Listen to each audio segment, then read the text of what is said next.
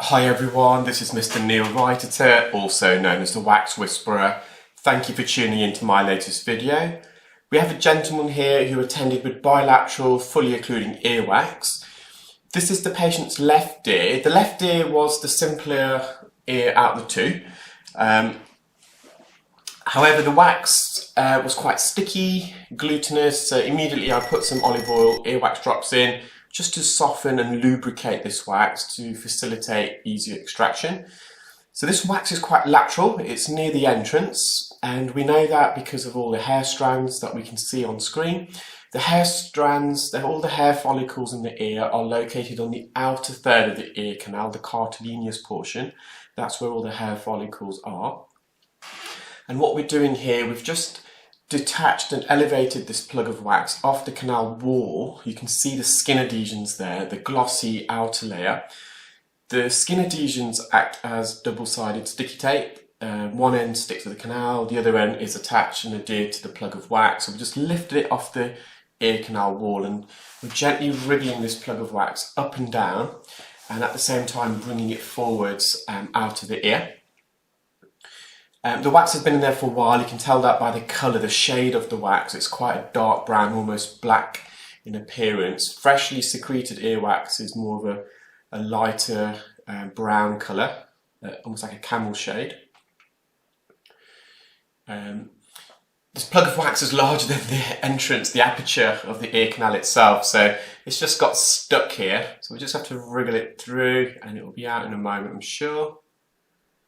Some of it just teared into a little piece. And there's a few hairs there you can see matted to the wax. When you've got matted earwax, it can always make it a bit more difficult to extract and get a suction grip. The hairs almost repel the suction power from the Zollner suction probe. So we're just mopping up near the entrance.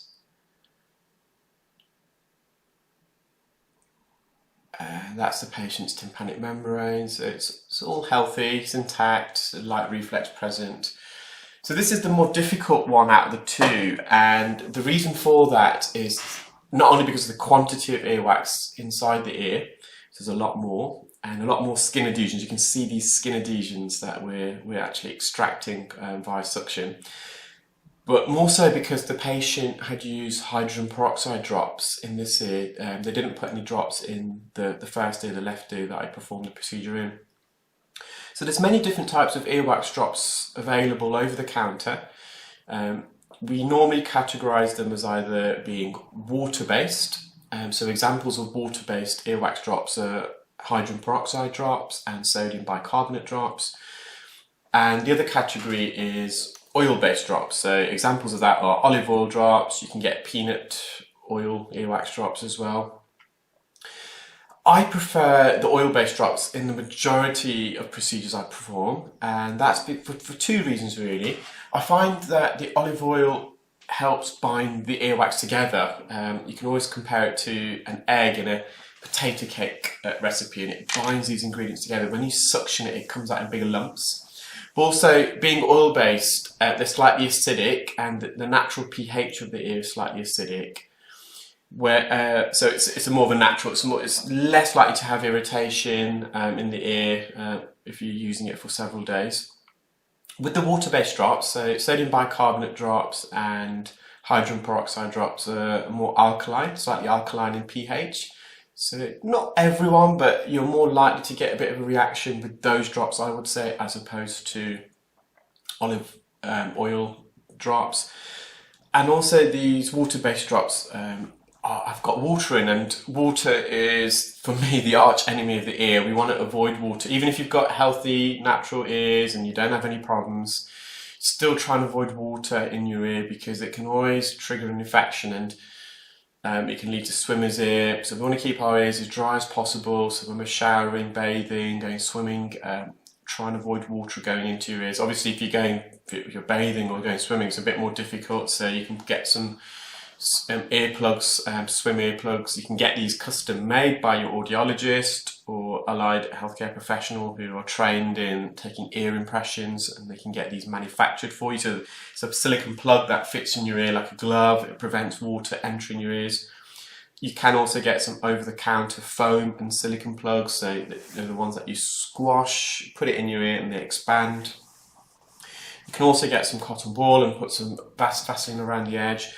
Obviously don't poke it too far in your ear, just at the entrance. We don't want to be poking it too far in the ear because that can start grazing the skin that lines the ear canal. It can push wax further in if you've got wax. And you need to be able to remove it. So we've got the majority of this occlusion out. We can see there's some soft, sticky wax. We put some olive oil drops in to change the consistency, which did help. There's some wax impacted on the patient's eardrum, and there's a few hair strands there. So the patient denied using cotton buds and Q-tips, but I kind of know that they did because these hairs shouldn't be this far in the ear.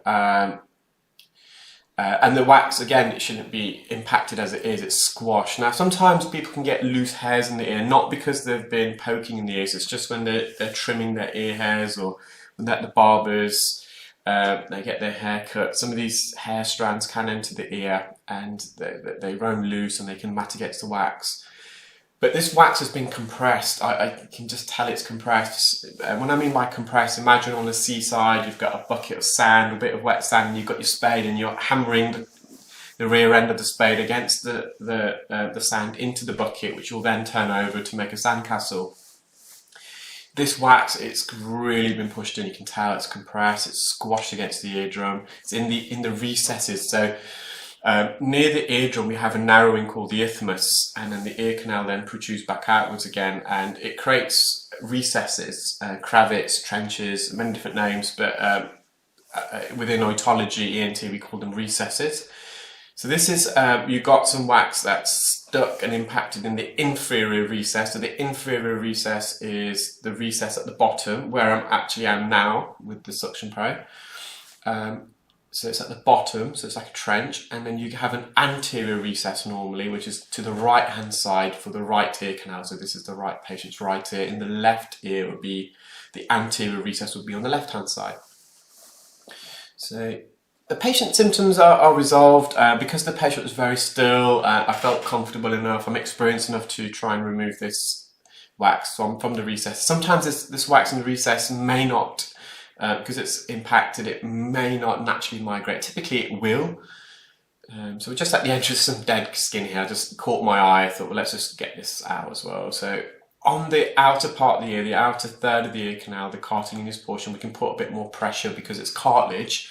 Whereas the inner 2/3, it's literally a very thin layer of skin attached to bone.